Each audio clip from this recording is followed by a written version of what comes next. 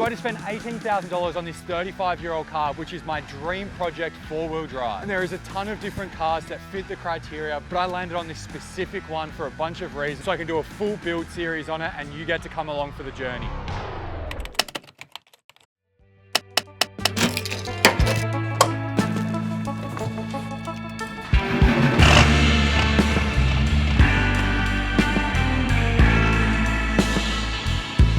Before I can tell you what car I brought, I should drive somewhere a bit nicer than just doing a review in my garage. And we'll do a full tour of the car because I'm really excited to show you this rig, which is my dream project car. I did probably overpay for it a little bit, but I think it's worth it for the minimal rust it has and the engine with such small amount of Ks. Like the chassis got a ton, but the engine really is a very rare find. I'm really excited to get this build up and running, and you can all tune in, follow along, have some input into what I should do, what I shouldn't do.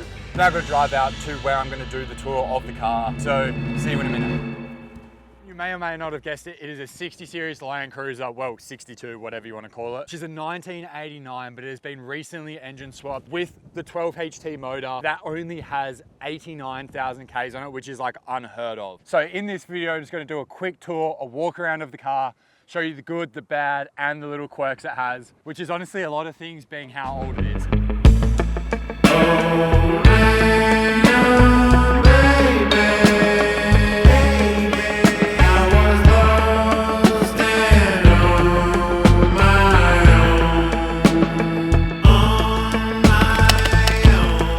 So we're going to start here at the front of the car and just work our way around the outside and then go on the inside of the car. So first up, and probably the most obvious, is the sun damage on the bonnet and up on the roof, which to be honest is so common on these cars. So it wasn't a big deal because I knew that I wanted to repaint the whole thing, and it also just helped knock off a little bit on the price. Then the bull bar, ugly as, definitely gonna go, and you can see it's been repainted a few times. It looks like it was blue under here, or that could just be the undercoat, but not in the best nick. The headlights are pretty much brand new, and there is also 2 spare ones in the back in a little box of goodies I got. But I do want to put LEDs in them, but I want to keep the factory look and not do the like multicolored RGB ones or whatever they're called. The grille in pretty good nick, but there's a few like cracks and stuff. So I think I'm gonna have a shot at puttying that up, sanding it back, and trying to restore it as best as I can, but still keeping it look factory. And then the same with the chrome around the headlights. I'm gonna try give that a sand back and repaint it, and hopefully that will fix it up, make them look nice and fresh. I'm not sure what to do about the bull bar. I probably will take it off. I could also try cut the bull bar off and leave it as a nudge, but I would probably prefer the factory once I get lift and tires and it's a bit higher. But for now, I'm gonna keep it on just to protect it. The only real panel damage on the bonnet here is this stone chip, which I reckon at paint, get out nice and easy and make it look clean. And then we'll move around to the side. I wasn't a massive fan of the flares, but after seeing some photos when they're fully color matched and they don't have this chrome line, I like it a lot more. So I am gonna take them back, and I'm gonna have to try and fiberglass fix this, and then they will be a full color match, and I think they will look sweet, and it will let me have a bit more poke on the tires without getting a yellow sticker. In terms of rims, I do like the Steelies on these, so I think I'm gonna stay Steelies, but they may get color matched as well, or might even go for some silver ones depending on what paint option I go for. And I'm not sure what size tires to go. These are pretty much bald on their way out, so I'm gonna need an upgrade, but I don't know what size. I'm hoping for like 35s maybe. I think that will look sweet, but it might be too big and might be a bit too much to push with the power that the engine has. I also got pretty lucky that it comes with a factory snorkel, which a Stano would be good and maybe sound nice, but I don't want to be chopping holes in the panels, so I'm pretty stoked it's got a factory snorkel, just so I don't have to worry about that. But then the best part is how straight these panels are. Hopefully the camera does it justice. You can see there's a small dent here and one here, I think. But the rest of the panel is pretty much bang on perfect. Oh, there's a little one down the tailgate as well. But yeah, basically no panel beating has to be done. I'm guessing probably just bog them up, like they're not too bad. But then the reason I brought this car is the gutters have absolutely no rust that you can see on the outside. There could be a little bit underneath or whatever, but the fact that you can't see the rust is giving me good signs that it is not a rusty car overall, because all the other ones I looked at, like they were rust basically pouring out of these things. Like, you know, you get the rusty rainwater heading out. This car hasn't done this yet, which I'm stoked with. And the other spot that normally rusts real bad is straight under here. and you can't see anything coming through yet. Also, I forgot to mention back here, it is on a 2-inch body lift, and I think it is on a 2-inch lift, but the suspension is just a bit saggy. So definitely new suspension, shocks all around in the future. And then to the most damaged part of the car is the rear tailgate, or the doors, whatever you want to call it. This is the only bit of external rust, apart from a little bit under the flares. It's not great, but also I'd more rather it be on a panel like this than a big body panel, because worst case scenario, we can replace the door. Best case scenario, we'll just be able to cut this out and fix it all up. And then down here, we have the biggest dent on the car. Once again, we'll try fix it, but if we can't, it will just be a case of hopefully getting a new tailgate, chuck it on and fix it up. Nothing special going on in the back, but I wanted this opening tailgate this way, not the barn doors, just because if we're doing a touring setup, I'd much prefer a bit of rain cover in the back. Yeah, it's just kind of factory, which I really liked.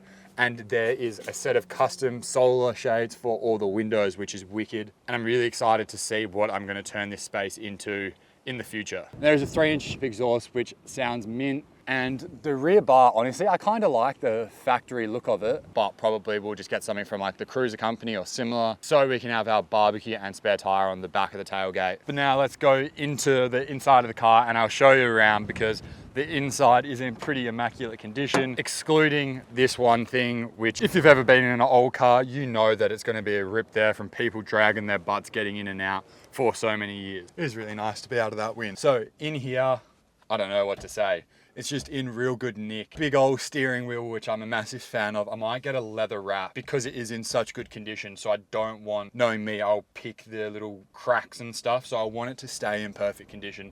So a leather wrap on that would be really cool. I do kind of want to leather wrap the dash, but that's obviously spending silly money that I don't need, and I'll probably need to spend it on other stuff in the car. You can see the passenger seat is in real good nick, and so are both of the door cards. Like, they are so clean, but I do want to get custom seats done. Still keeping the same foam, but just putting new leather and whatever material I decide to go with. And then with custom door cards as well. I might sell these off to someone else that's doing a resto themselves. And the dash is in insanely good condition. Like, it kind of looks straight off the factory floor, if I'm being honest. Like, there's no scratches.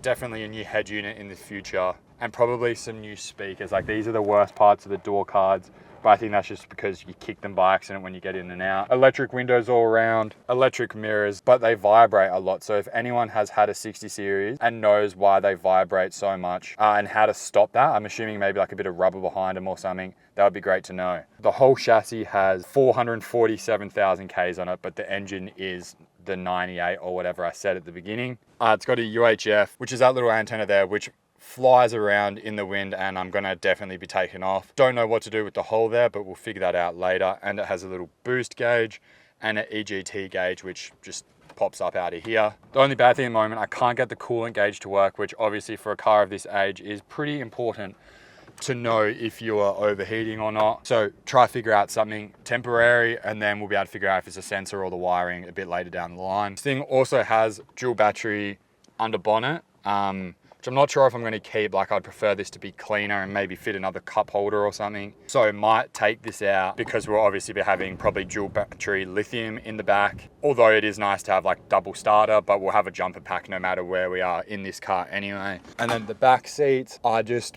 brand new. Like, I'm assuming no one really used the back seats in whoever owned this car, because these don't even have stains on them, where the front ones have a little bit dirty, but they're still real clean. Roll cage as well, which is interesting.